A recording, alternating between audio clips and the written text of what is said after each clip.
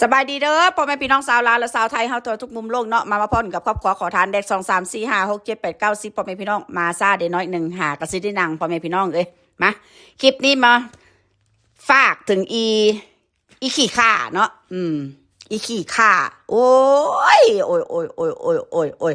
กูบ่นึกกูบ่ฝันเลยนะกูบ่คิดว่ามันสิออกมาจากปากคนเป็นแม่คนแบบนี้นะคันว่ามึงหักลูกมึงเนี่ยนะไปอย่างมึงจะคอยยัดเยียดให้ลูกมึงนี่โอเคจะต้องเอาผัวไว้ใหญ่ขึ้นมาต้องมีอนาคตคือบ้านคือเมืองเขามึงก็คือบ่เว้ามึงคือบ่คิดเด้มึงลูกมึงใหญ่ขึ้นมาปุ๊บมึงสิยัดให้ลูกมึงนี่เอาผัวรอดติฮะกูถามมึงเด้ฮะมึงอยากให้ลูกมึงนี่นะเป็นคือกันกับชีวิตของมึงติที่ว่าแม่มึงเลี้ยงมึงมาบอกอีค้างคกฮะมึงเบิ่งสภาพมึงเด้นะ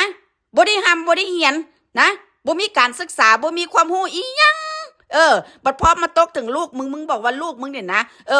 อันซื่อสารรู้เรื่องบัดสุอันสุแนวฮะลูกมึงเนี่ยครบ32ลูกมึงบ่ได้เป็นใบ้อีโคกลูกมึงบ่ได้เป็นใบ้ก็จริงแต่ว่าลูกมึงเป็นบ้ามึงเข้าใจบ่ฮะแล้วกูถามมึงแดแล้วผู้ชายคนใดนะคะสิมาเอาเมียพี่บ้ากูถามมึงดูฮะความคิดตะกะของมึงเนาะมึงอยากเว้าอย่างอยากเอาชนะพวกกูนี่จนบัดมันบ่แล้วบ่คิดซะว่าโอเคคำพูดของมึงเว้าออกมานี่นะมันเป็นแม่ที่แย่มึงเข้าใจบ่นะเป็นแม่ที่ว่าใส่งานบ่ได้เป็นแม่ที่ว่าโอเคเลวสุดๆนะที่ว่าคิดกับลูกได้ถึงขนาดนี้นะโอ้ยเมื่อก่อนนี่โอ้ยมีคนจำพานไอ้น้องลิงกังนะคะไปถ่ายแบบนะคะถ่ายแบบเสื้อผ้านะคะโน่นนี่นั่นนะมึงเว้ามึงปลอบใจมึงจนเบิดแม้กระทั่งมึงบอกว่าโอเคลูกมึงนี่นะจะต้องได้เงินค่าดองโอเค10 ล้าน20 ล้านใหญ่ขึ้นมาสิให้ต้องไปเรียนด็อกเตอร์คนเฮานี่นะกูสิบอกมึงให้นะมันบ่ผิดดอกที่ว่ามึงสิตั้งความหวังไว้กับลูกมึงนะแต่ว่าคันว่ามันโอเคมันตั้งความหวังไว้หลายแล้วก็มันเฮ็ดบ่ได้ได้บาทนี้ฮะมึงต้องทำใจนะกูสิบอกมึงให้มึงรู้อยู่แก่ใจได้ว่าโอเคลูกมึงเนี่ยมันเป็นบ้ามึงทองใส่กะโหลกหัวมึงหันพอมึงทองไว้เด้อนะคือทองขึ้นใจแหละนะมึงได้เฮียนอยู่บ่แม่นติมึงได้เฮียนป .2 มึงบ่ได้เฮียนมึงได้ทองอยู่หรอกบดทองขึ้นใจนะบอกไว้ว่าโอเคลูกมึงมันเป็นบ้าลูกมึงเป็นบ้ามึงเข้าใจจังซี่เด้อนะอีห่าภาคยองซีนมึงพ่อแม่พี่น้องชาวลาวหรือชาวไทยค่อยบ่เคยเห็นได้ค่อยก็ค่อยก็เชื่อแน่ว่าพ่อแม่เบิดทุกคนเนี่ยนะต้องตั้งความหวังไว้กับลูกไว้ว่าสนุกไปใหญ่ขึ้นมาโอเคเขาจะต้องเป็นแบบนี้แต่ว่ามาปัจจุบันนี้นะมึงฮู้จักบ่อีค้างคกนะพ่อแม่ผู้ใดเลยนะที่ว่าโอเคกันว่าตั้งความหวังแล้วลูกเขาโอเคสานฝันให้กับพ่อกับแม่เขาอันนั้นก็ถือว่าโชคดีไปแต่ว่าถ้าว่าโอเคเด็กบางคนที่ว่าโอเคเฮ็ดบ่ได้ตามที่ว่าโอเคอันนั้นพ่อแม่ตั้งความหวังไว้แล้วสิเฮ็ดจังได๋ฮะเขาก็ต้องโอเคทำตามใจมากของเขาแล้วคนเป็นพ่อเป็นแม่เนี่ยสิไปห้ามได้บอกกูถามมึงเด้ฮะสมพอเนาะว่ามึงปึกคักปึกแหน่เนาะมึงอยากเอาออกมาเว้าเพราะว่าย้อนอย่างมึงบ่มีประเด็นคันว่ากูเป็นกูนะกูสิอยากหัวควันคือกันไปความคิดของมึงฮะแม่มึงเลี้ยงทอมาทอแม่มึงเนี่ยนะเลี้ยงมึงจะโอเคตีนทอฝาห่วยฮะใหญ่ขึ้นมาปุ๊บแม่มึงเอามึงไปขายเดี๋ยวให้เท่าแกลงเลื่อยมึงจะให้ลูกมึงเป็นอย่างสั้นตีโอ้ยใหญ่ขึ้นมาคอยมันใหญ่ถอกกูจะให้มึงให้มันเว้าได้ให้มันด่าพวกสู่ฮะจนเท่าสมือนี่มึงว่าลูกมึงสื่อสารได้ติฮะแม่เว้าออกมาเนี่ยโอเควันที่9 เดือน 9นี่เด้อเป็นวันกอกวันเกิดพูดทำไมฮะมันสิมีผู้ใดไปโอนเงินให้มึงขนาดวันเกิดตอแหลของมึงเนี่ยมันยังบ่มีผู้ใดโอนให้นะย้อนหินถามทางไว้ล่วงหน้านะมื้อนี้ไปใส่มาล่ะฮะจะคอยได้พายกระเป๋าแบบบ่วางเลยปานนั้นเว้าออกมาโอ้ยเงินนับเงินเดือนนี่กูก็ได้เด้อกูหาเงินหาคำเด้อบ่แม่นกูบ่หาคันบ่หากูสิได้อยู่ได้กินจังซี่ติว่าซั่นซะแม่ทรนงซะเหลือเกินเนาะอาชีพยูทูบเบอร์มีคนติดตามตั้งว่า100,000นะแต่ว่าโอเคเขาเรียกอะไรล่ะทุกคนวิวกับพ่อกำกาว่าซั่นซะนะและอีกอย่างนึงคนติดตามตั้งว่า100,000ก็บ่ขยับจักเทื่อจักปีมาละพ่อแม่พี่น้องจน3 ปี4 ปีมาแล้วโอเคก็ยังอยู่ทอเก่าว่าซั่นซะแถมมีหนำซ้ำโอเคยังมาดูช่องมาดูถูกอันช่องลักพันว่าวิวกับวิวกำกาคนติดตามกับพ่อกำกาว่าซั่นซะก็บ่แม่นย้อนช่องลักพันนี่ตีก็บ่แม่นช่องกำกานี่ตีฮะจนเฮ็ดให้มึงโอเคเบิดเนื้อเบิดตัวจนเท่าซุมื้อนี้ฮะจนว่ามึงบ่มีฮอดดินกบหน้าจนว่าโอเคมึงได้เล่ร่อนคือมาอันขี้อันนั้นยังก็ฆ่าตองเหลืองพุ่นตัว เอ้ยเนาะอยากเว้าอยากว่าสั่นซ่าเหลือมกเหลือใจแห้งเนี่ยโอ้ยกูคิดฮอดหาเด้กูคิดฮอดหาเด้ที่2 ไร่ของกูเนี่ยอาหารการกินโอเคอาหารกูเต็มโต๊ะนะกูไปหน้ามาหลังมีคนกราบไหว้กูได้นั่งรถโกโก้เก๋ๆกูได้ยางแกงก้นเป็ดเข้าห้างพุ่นแล้วลูกกูได้เข้าโรงเรียนเอกชนพุ่นพวกมึงทำเหมือนกูได้มาเนี่ยมาล่ะแม่นบ่มึงคิดฮอดหาจุดนี้ติมึงคิดฮอดหาเมืองไทยพอใจพอกาดพอขาดละเดี๋ยวนี้นะเออแต่ว่าเท็จจังใดได้ล่ะแม่นบ่ล่ะนะบักผัวขี้ข้านมึงโอเคมันบ่เป็นก้าวนะบักผัวขี้ข้านมึงเนี่ยนะมันบ่เป็นตาสแตกนะถ้ามันเป็นตาสแตกน่ะมันบ่พาให้มึงตกต่ำฮอดป่านนี้ดอกอีข้างโคกฮะแม้เว้าออกมาแล้วว่าโอเคหาเงินทางด้านอันทางอากาศว่าซั่นได้ทั้ง4ทางคันว่าโอเคหาเงินได้แบบนั้นคือบ่พออย่าใส่ล่ะฮะเป็นหยังจกคอยไปซอกหายืมหนี้ยืมสินพุ่นล่ะฮะได้เทื่อละ100 200 500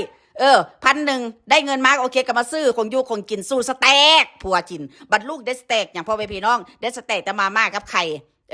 อย่างอื่นโอเคเขาคือจะแล้วซาดว่าสั้นซะแม่อด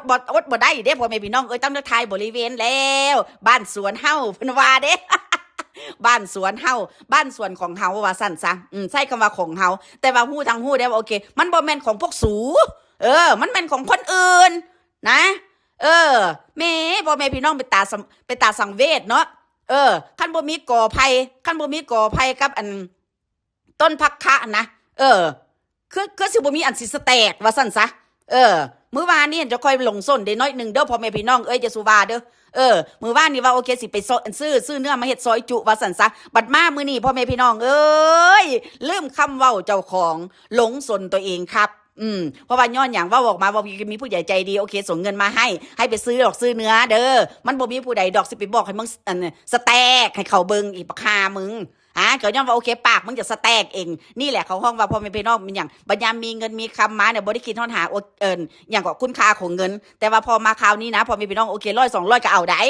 แต่สมัยตะกี้นะโอ้โห3,000นี่โอเคเขาบ่เตื้อง3,000 4,000ลักพันนี่โอเคบ่เตื้องถึงผู้ใดเนี่ยโอเคโอนไลน์โอเคขึ้นหิ่งพุ่นตัวแต่ขนาดขึ้นหิ่งได้พ่อแม่พี่น้องนะยังเอาผู้ใหญ่ใจดีออกมาด่าลำโลกโซเชียลว่าซ้ำไปแลกกับยอดวิวนะความหน้าด้านหน้ามึนนะทวงเงินกับผู้นั้นทวงเงินกับผู้นี้โอ้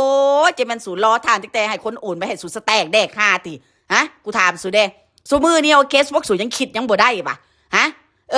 ถึงขั้นว่าโอเคเบิดคอนเทนต์นะพ่อแม่พี่น้องเบิดปัญญาทำมาหากินนะเอาเบิดคอนเทนต์สิมาเฮ็ดให้ FC เบิ่งถึงขั้นว่าโอเคต้องเอาเรื่องลูกนี่มาขายตลอดเวลาน่ะเอาว่าบ่จบบ่สิ้นจักเถื่ออีลิงเนี่ยซุมือนี่เอาไปเอามานะโอเคหาเงินเลี้ยงพ่อเลี้ยงแม่ซ้ำแทนที่ว่าพ่อแม่นี่เนาะ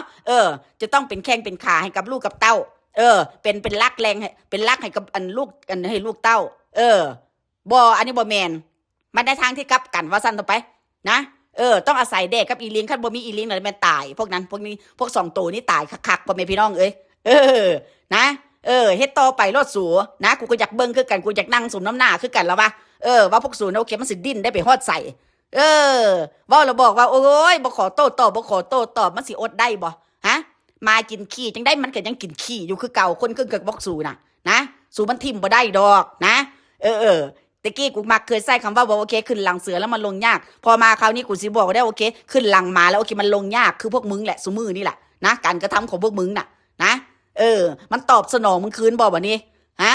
บาปกรรมมันเป็นแบบใดฮู้ละตี้บาทนี้คนอื่นว่าซั่นก็โอเคเขากินข้าวแซ่บนอนหลับโอ้ยมีความสุขใช้เวลาอยู่กับครอบครัวใช้เวลาตัวเองที่ว่าโอเคหาเงินหาคำมาได้แต่ว่าหัวปอดมึงเป็นหยังฮะสิกินดีก็บ่ได้ยันเจ้านี่สิฮู้จักยันเจ้านี่สิเห็นว่ามึงอยู่ดีกินดีต้องได้ลักกินลี่กินนะอันพอสำใดสำนึงเนี่ยโอเคมันนั่งสแต็กอยู่น้ำมันห้านอาหารให้คนบึงสำนี้ก็ได้คลิปนะต้มไข่2 หน่วยโอเคก็มาป้อนอันอีลิงก็ได้ละคลิป1นะแต่ว่ารับหลังนี่โอ้โหพ่อแม่พี่น้องกินดีอยู่ดีว่าสั้นซะเมื่อก่อนเนี่ยโอเคก็สแต็กกับคนอื่นได้มาคราวนี้เกาะกับคนอื่นบ่ได้เขาบ่ให้เกาะเพราะว่าย้อนอย่างเขาห้องวันอย่างพอไปน้องนะเขามันคล้ายๆแบบเขาโอเคมันเหนือกว่าปริ่งอ่ะมันเหนือกว่าปริ่งนะคันว่าปริ่งนะโอเคก็ยังว่าโอเคดูดเลือดดูดเนื้อบอกมันไปน้องแต่ว่าอันนี้มันให้กว่าปริ่งจักโบฮู้จักว่าสิเปรียบเทียบใส่อีหยังพ่อแม่พี่น้องสมือนี่เป็นจังได๋เขาก็ยังค่อยบ่อยากให้เข้าใกล้เพราะว่าย้อนอย่างความเสนียดจังไรฮะ